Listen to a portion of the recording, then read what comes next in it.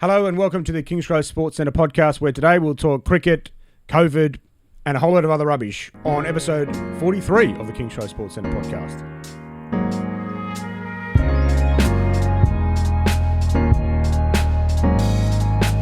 Hello everybody, welcome to another exciting, fun-filled episode of the Kingsgrove Sports Centre podcast. Once again, my name is Stuart. I'm here.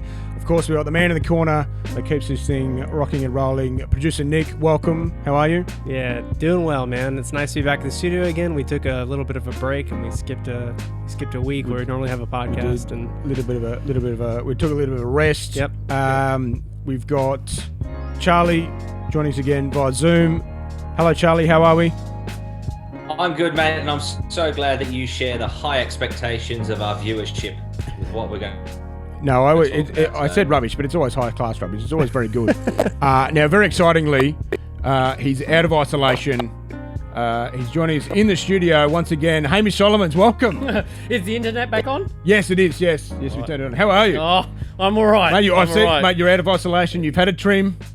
I'm trying to get back. Get back to real. You're a little bit disoriented. Living. You're a bit disorientated after coming out of Norm O'Neill. I'm all over the shop. But I'm really excited about joining you guys, just to basically catch up what's been going on in the world. Yeah, I mean, you've been like out of isolation for some time. You don't know what's going on. Out of the loop. I have no idea, basically. No idea, So it'd be good to catch up with everything.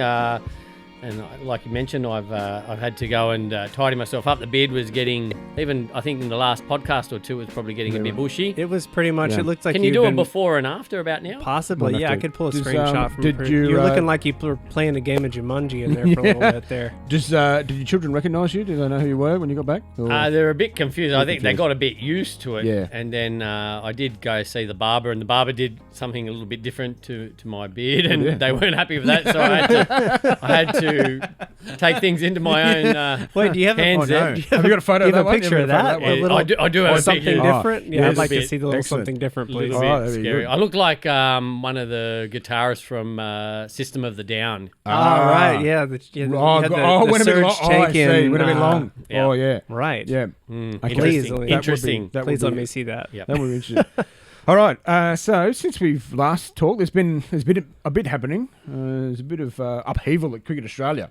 Oh, right. Yeah, there's been a bit of upheaval at Cricket Australia because they need a new man at the helm. They need a new top dog. They need a boss. What's happened to my mate Kevin? Kevin's gone. What? Yeah. Kevin Roberts. Yeah, he resigned. Well, resigned. Right. Last week. Resigned. Some say pushed. Okay. Some say pushed. Only 18 months into the job. And this is due to COVID. Well, yes, a little bit COVID, more possibly about how we handled COVID. Right.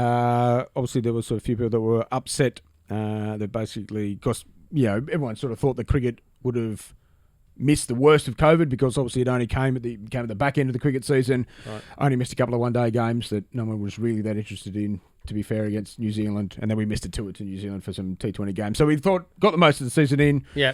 Cricket made its money. Okay, no, not horrible like the football codes are facing. Exactly. But he sort of, he put everybody on, cut them down to 20% of their wage. Right. Put them off. Was a bit doom and gloomish. Right. And it sort of came to a head, where the states weren't happy. Right. States weren't happy with him because they were looking at a 25% funding cut. They were a bit upset. And then obviously the Players Association were a bit angry as well because obviously they're due for a new pay negotiation with the players. And obviously, if everybody remembers back in 2017, the debacle that was. Yep. Which coincidentally, he was put in charge of negotiating. Yep. And it was going horribly wrong. And then James Sullivan finally stepped in and sorted it out. So basically just the board came out and said that they didn't have full confidence in him. Yep. And, they basically parted ways. Yeah, I wonder do you think we'll hear more about this? Do you think potentially he was... have we... No, I've introduced Charlie. Okay. He's still here. He's listening. I think Nick's just taking a photo right now. Okay. I was a bit confused. Nick's just I've got to get back into this. I was hoping that would go through I was hoping that would go through completely unnoticed so that we didn't have another one of those Nick Yanetzis thumbnails. Thanks for bringing attention. We saw you. Boys. I really appreciate it. Do you think we'll hear more about his dismissal in regards to, I mean, not that it'll get referred to the third umpire or anything like that or DRS, but do you think it was fair enough in your opinion? Well, it's an interesting one because obviously, whatever he was doing, the board had sanctioned. Yeah. So it's a sort of a case of, do the board need to take some responsibility for what was going on? Because it wasn't like he was going against the board's wishes or anything like that. They seemed to be working together. Yeah. I think it came more probably from the states not being happy with how the game was being run, possibly. Yep. And obviously he's been shown the door. So be interested to see how that plays out. And it's an interesting time at Cricket Australia because the chairman of the directors, the chairman of the board, Eddie.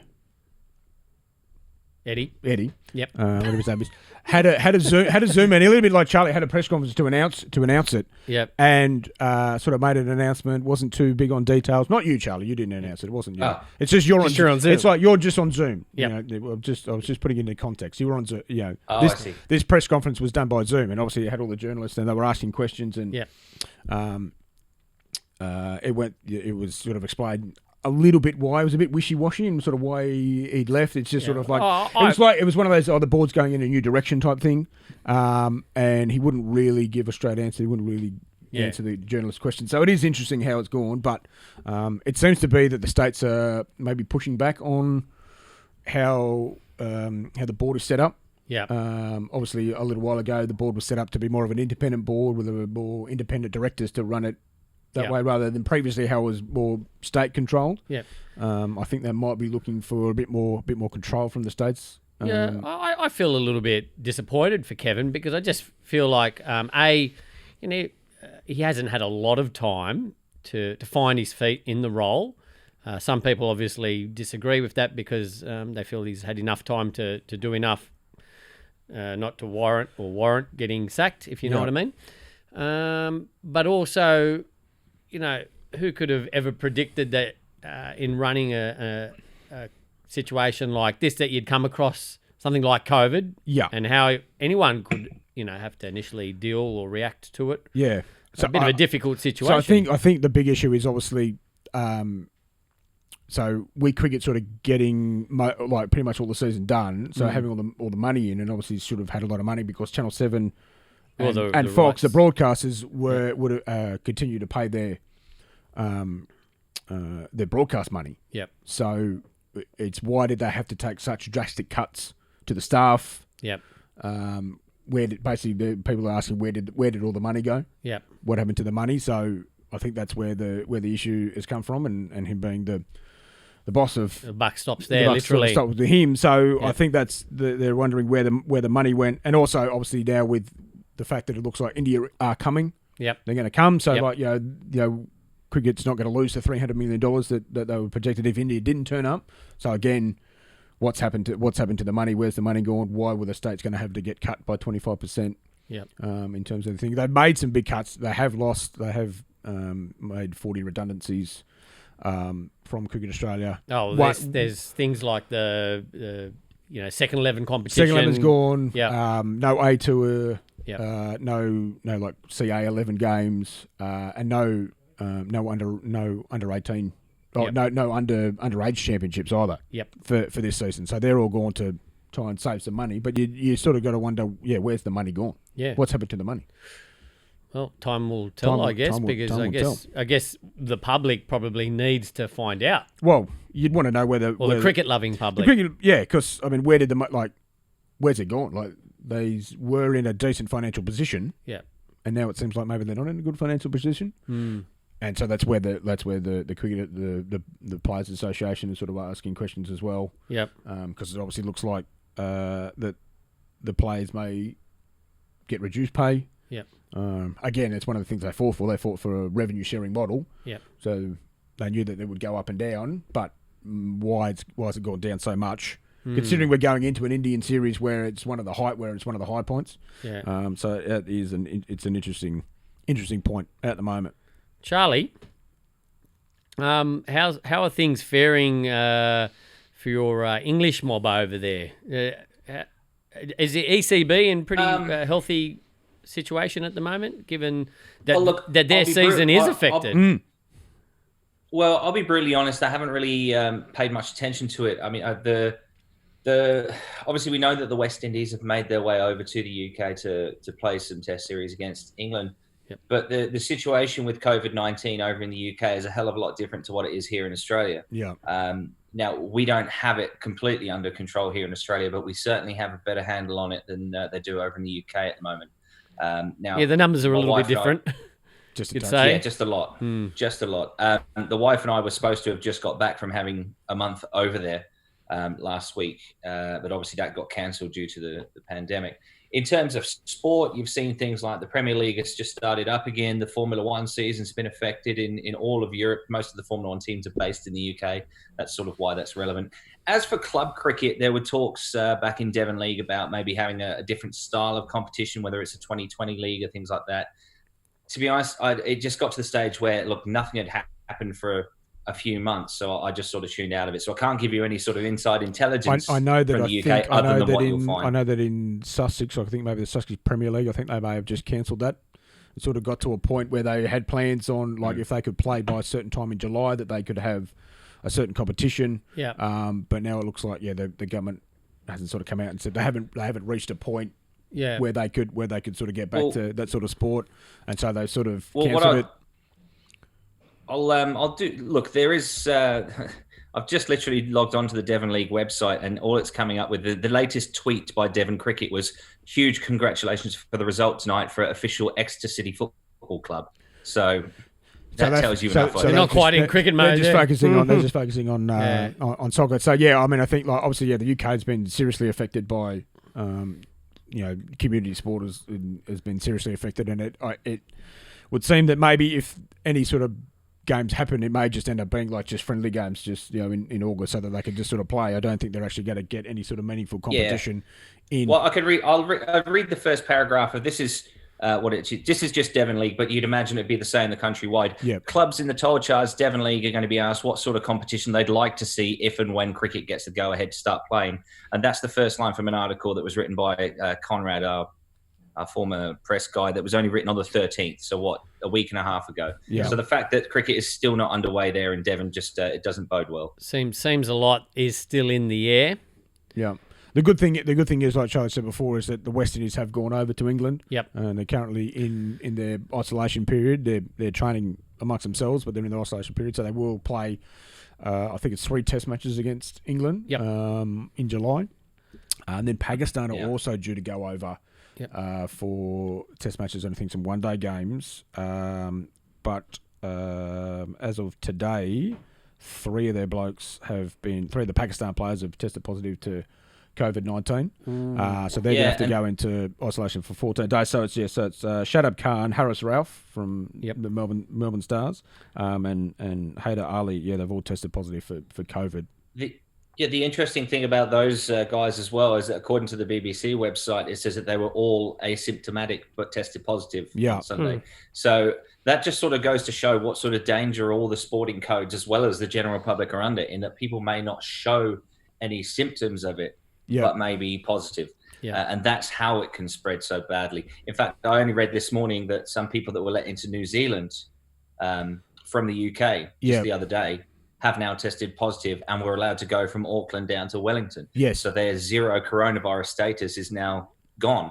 And they've got to be looked after properly.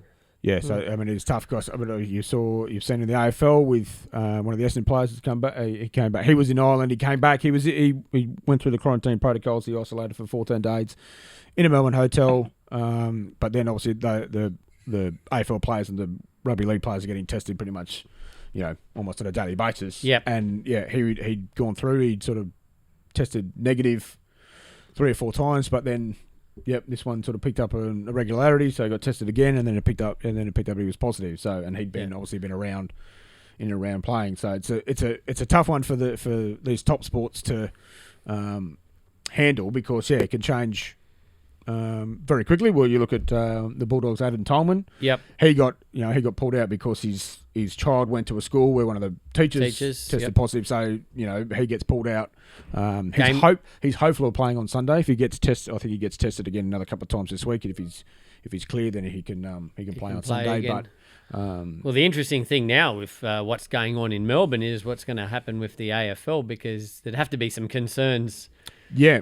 At the moment, and obviously whether they can continue on with the comp if it does happen to get a little bit worse, or the situation around the Essendon team gets worse. If it gets worse, so obviously Essendon's game with Melbourne got postponed. They were supposed to play on Sunday, I believe, so that got postponed. So they'll have to fit that into the schedule somewhere. But yeah, like if more Essendon players test positive, then how are they going to field a team?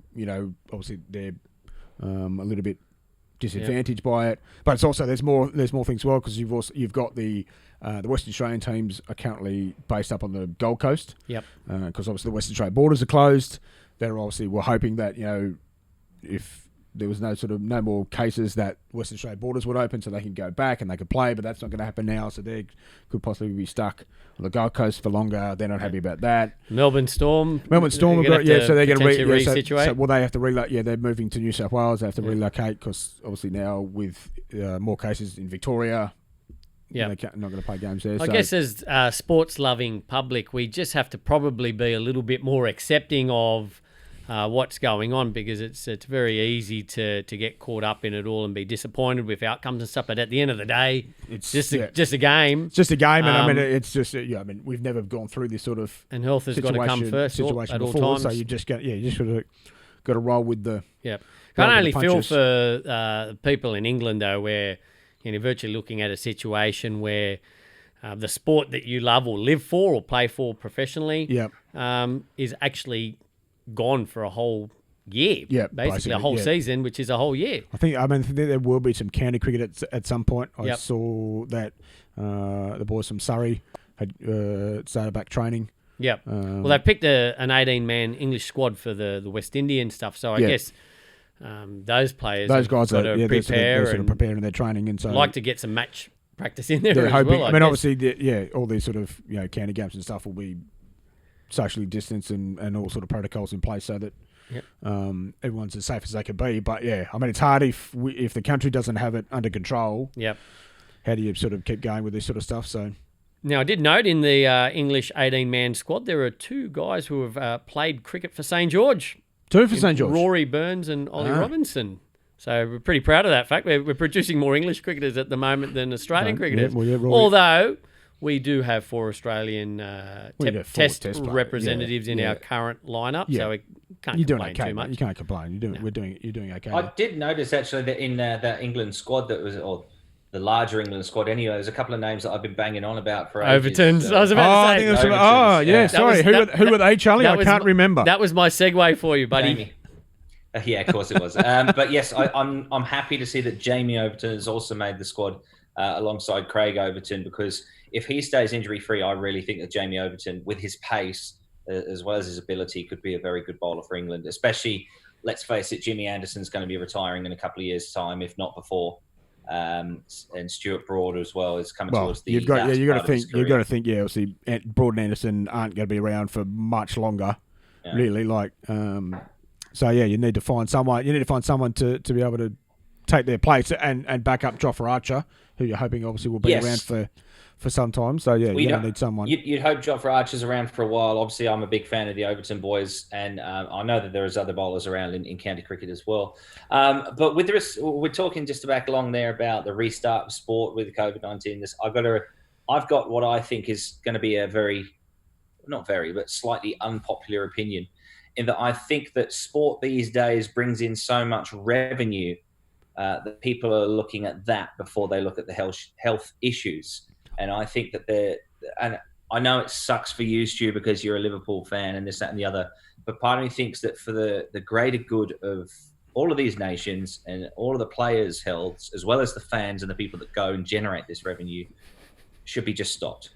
Stop it. Don't the social distancing It's clear that worked in flattening the curve. And well, I mean, stopping the spread. I think so as long as obviously that's why they're playing in front of. So obviously the Premier League came back. I mean, the Premier League season is basically done, right? So it's almost finished. They only have to play sort of a handful of games. The reason I think this is the reason I say that, and the reason I think it's an unpopular opinion, is because you've got these guys that in the Pakistan squad that didn't show any symptoms. Yeah. Well, and they didn't show that they were positive. But what if it's there's someone who's on the pitch who hasn't shown any symptoms? Yeah. But then a little bit later test positive, and all of a sudden he's infected up to 22 other people on the field. Well, I guess so. It's obviously about you need to go into. And I would assume this would have happened with the Premier League, that they would have been quarantined for the 14 days or something beforehand and getting tested. So hopefully they wouldn't be sort of in the general public, say, and so obviously then hopefully they won't be able to get the coronavirus, if you know what I mean, and then they'll be able to play the games. And then I mean that's why you sort of go into the quarantine, why you get tested.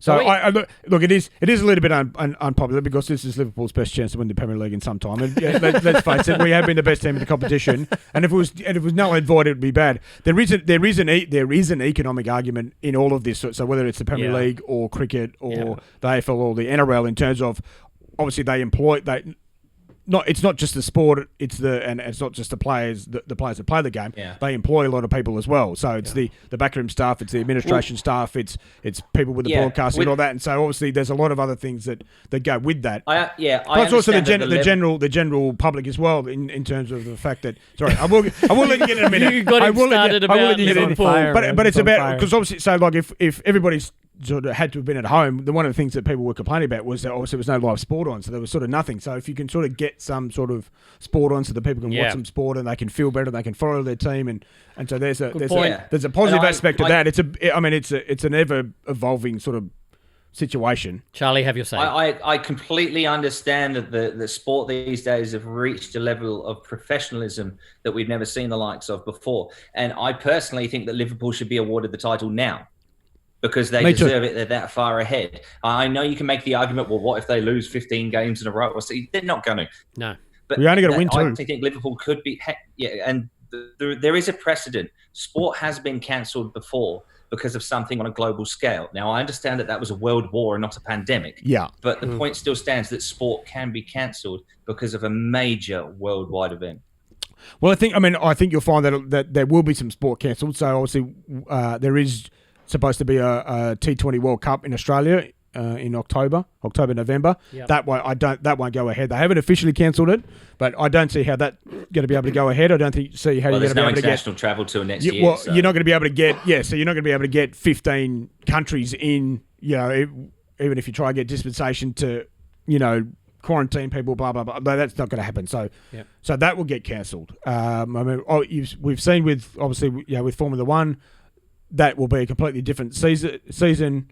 There's places where you can't go, so there's no races in Singapore, Japan, Azerbaijan, Canada, lots of places. Well, Brazil, unlikely. They're doubling up in Austria and England. But they're renaming it. So the Austrian Grand Prix, and then the next week it's going to be the Styrian Grand Prix. They're doing 2 races at Silverstone. One's the British Grand Prix, the other's the 70th anniversary Grand Prix. So they're getting around it to get the minimum 8 races in, and they haven't finalised the calendar. Yeah, but there's ways around it, but I still feel that sometimes you've got to look at the greater good of humanity rather than what money the sport can bring in. There is, but I guess it's also, look, no economy's set up for a pandemic, so it's how can you, if this is some way of generating income for people that work in these sort of industries, so that they can have a livelihood, and that obviously then flows on to the greater economy.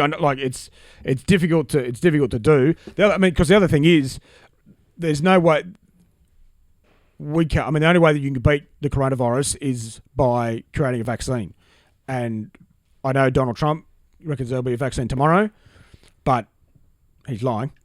Because sometimes vaccines take 5, 10, 15 years or never. Yeah. So we can't be isolated forever. Yeah. And millions of fans need something. Yeah. So it is a delicate balancing. I have to understand where you're coming from, Charlie, but it is a very delicate balance in that, because sport also has a good mental health 100%. benefit. Yep. So whether or not you're watching your team play or you're playing or you're playing yourself. If you're potentially a Bulldogs or a Dragons NRL supporter, maybe not. Well, I mean, could work in your favour. Yeah. Well, and the Dragons are two, mate. They won 2 in a row. Mate. I know. Mate, they've just signed McGregor for life, so mate, they're going well. It's obviously it's a very interesting situation, and like you said, so in Australia and New Zealand, we sort of seem to have got a decent sort of handle on it. Yeah. But in America, in Brazil, in England, in Russia, in Africa, it's not going well. You mentioned Donald Trump a minute ago. I don't like getting political, but I did see something earlier on today that made me laugh.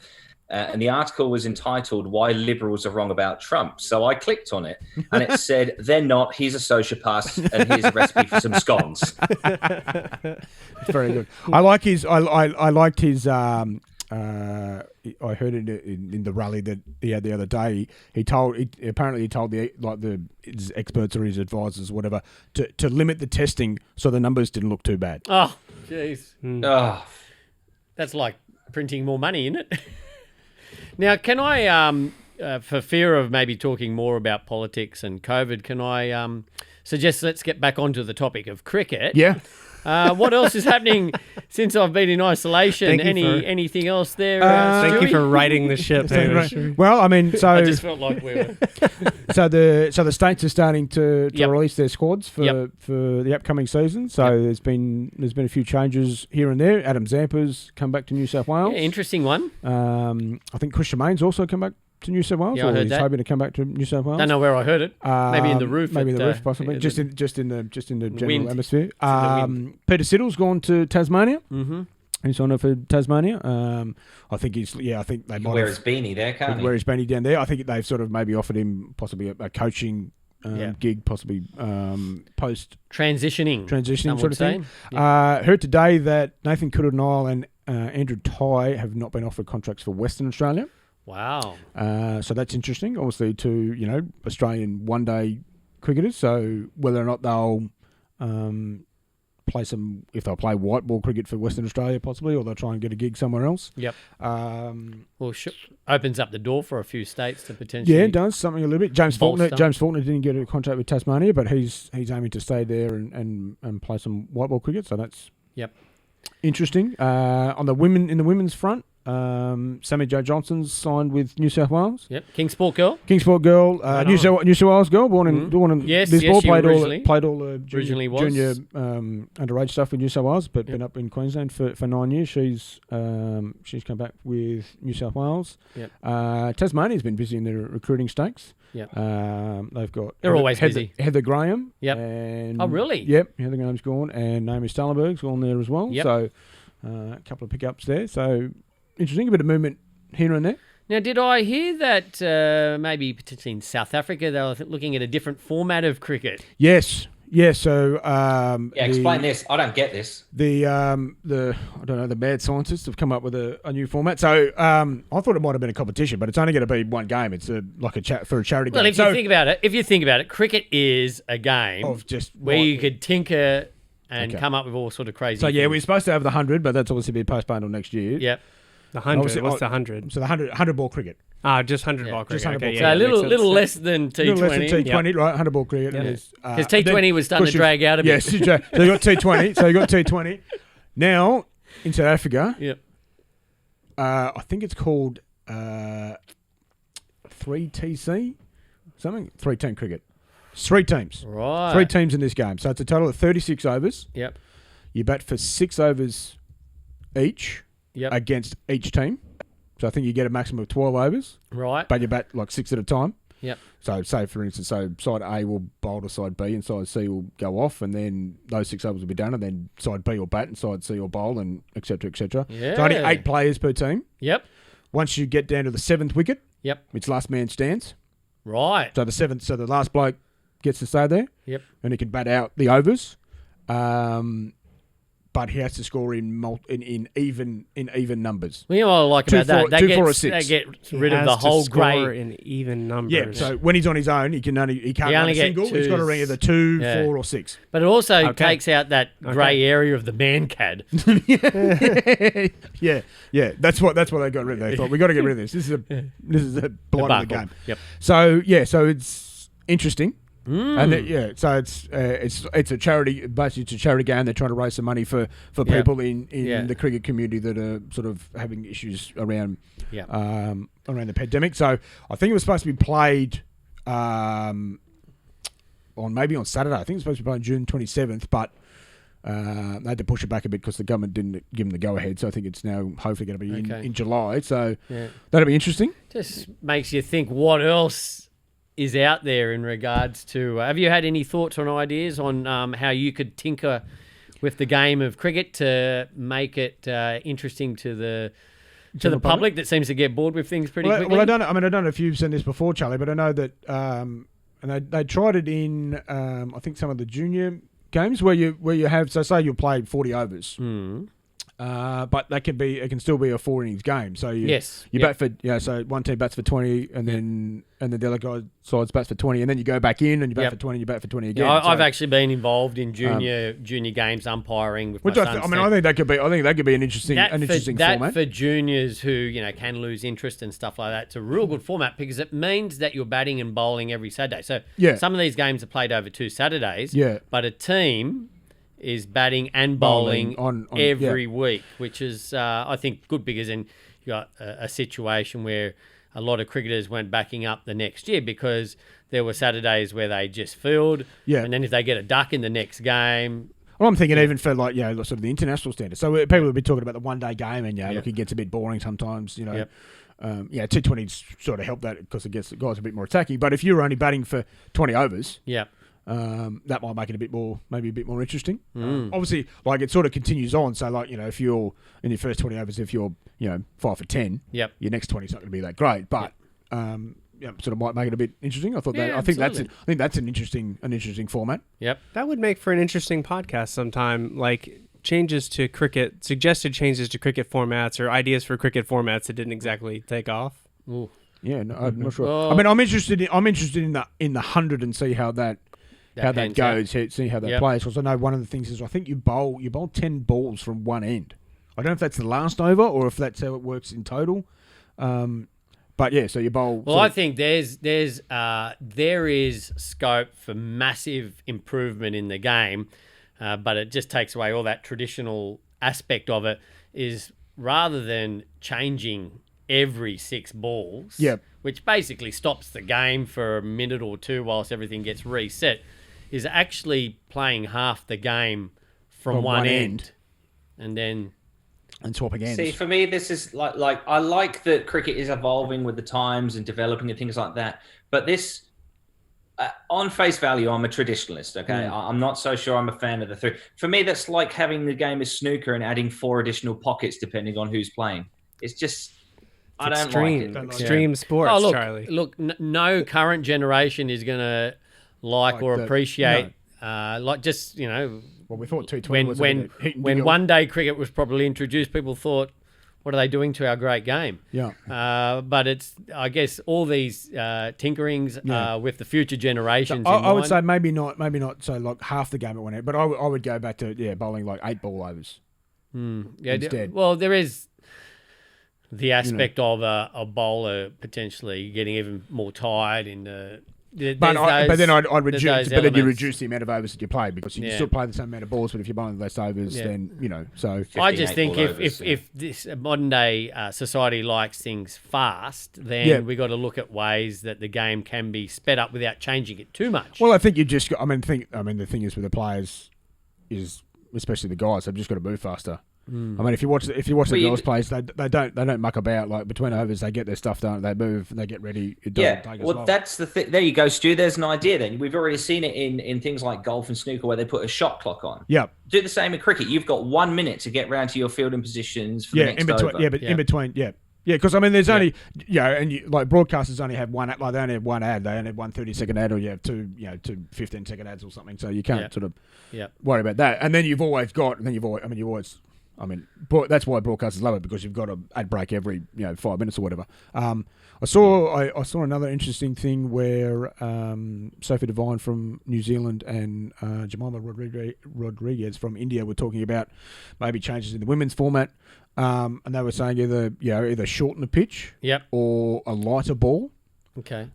Possibly just to see how that goes. Is that just for women's? So whether isn't it already a lighter ball? Isn't it already? Well, it is, but I think sort of making it lighter, or maybe even smaller, just to Sophie was sort of thinking that maybe they would be able to generate more pace from that, might be able to bowl faster with that. And then Jemima was more in favour of the shorter pitch, just to see how it goes. Yeah, that's not. I don't like that idea. I don't think the girls need the shorter pitch. I think they've got to a standard where that's not necessary. Yeah.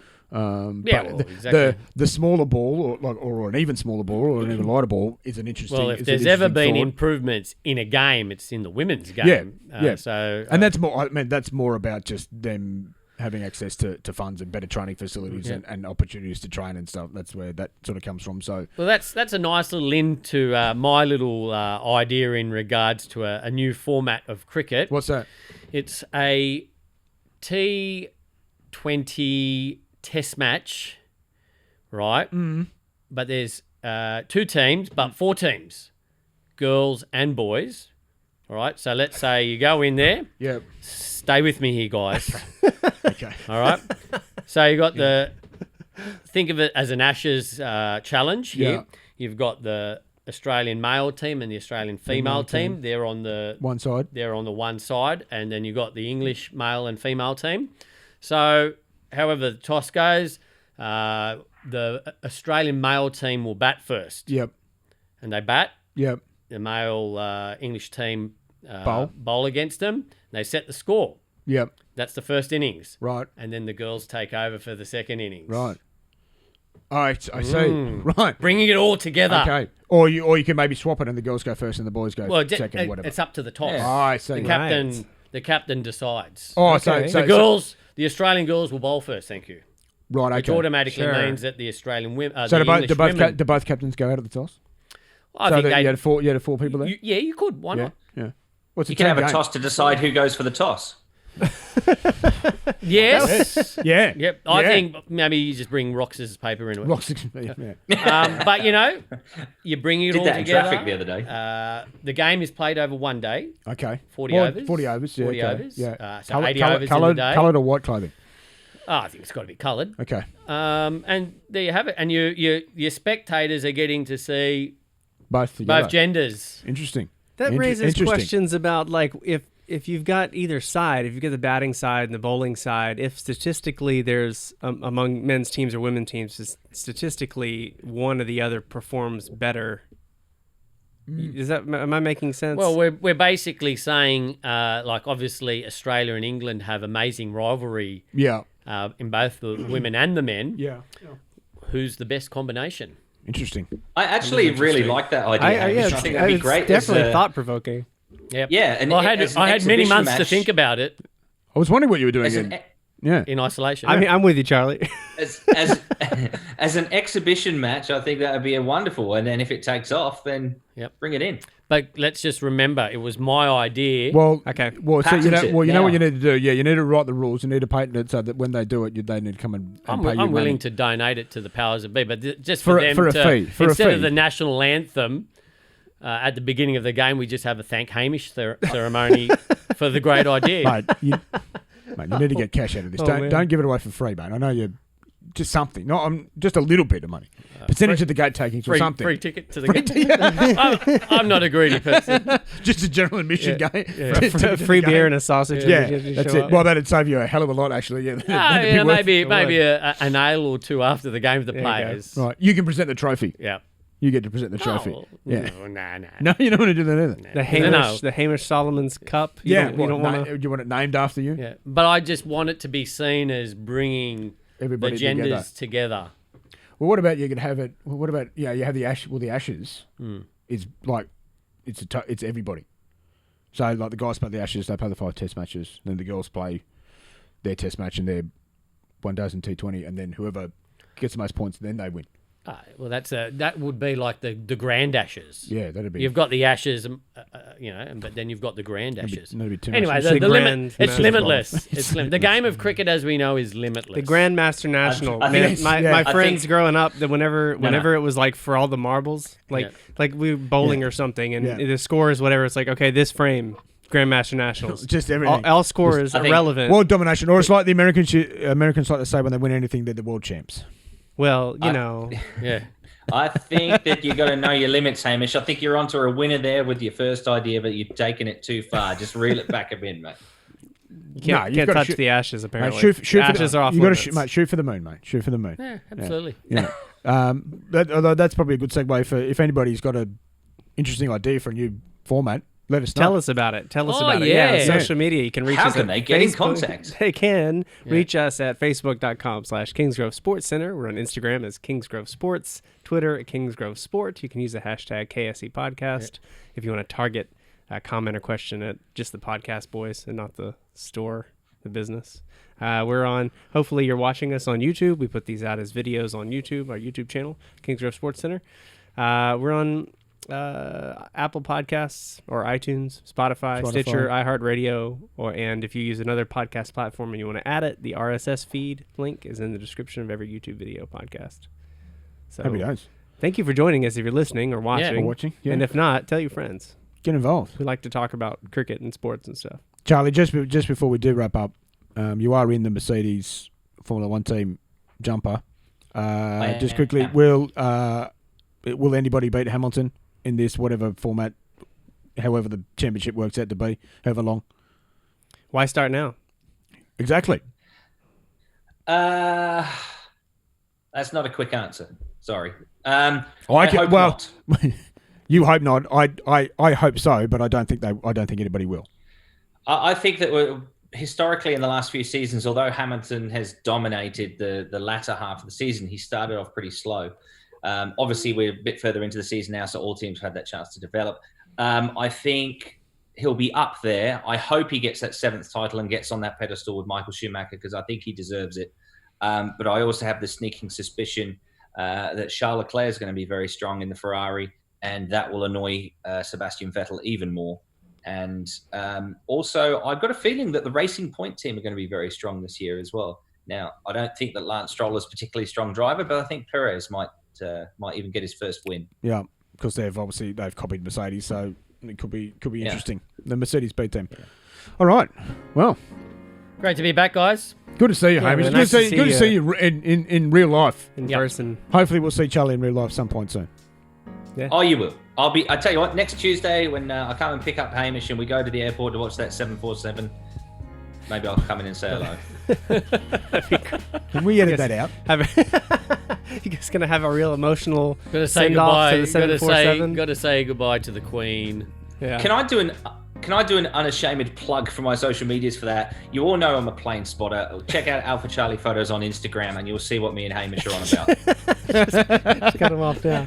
No, Charlie and Hamish both are both very talented photographers. They are, and they like planes. Let us know if you like If planes you like as well. pictures of airplanes, Yeah. I'll put these guys. I work with them now. I'll put these guys Instagram. I like being on them. Instagrams in the description. Yeah, not going to be on one Going for a to while. holiday Going destinations. Yeah. Remember that, people? Remember that. Remember holidays? Remember those fun I times. can't get the image out of my head of of Charlie and Hamish now like lying on the hood of a car, Wayne's World style, watching the 747 whatever fly overhead. Dear, just shedding a tear as it goes by. Anyway, on that It's time to go. strange, on that rubbish bombshell. I told you there'd be some rubbish in there. There it is. Thanks for watching. Thanks for listening, and we'll catch you next time. See you later.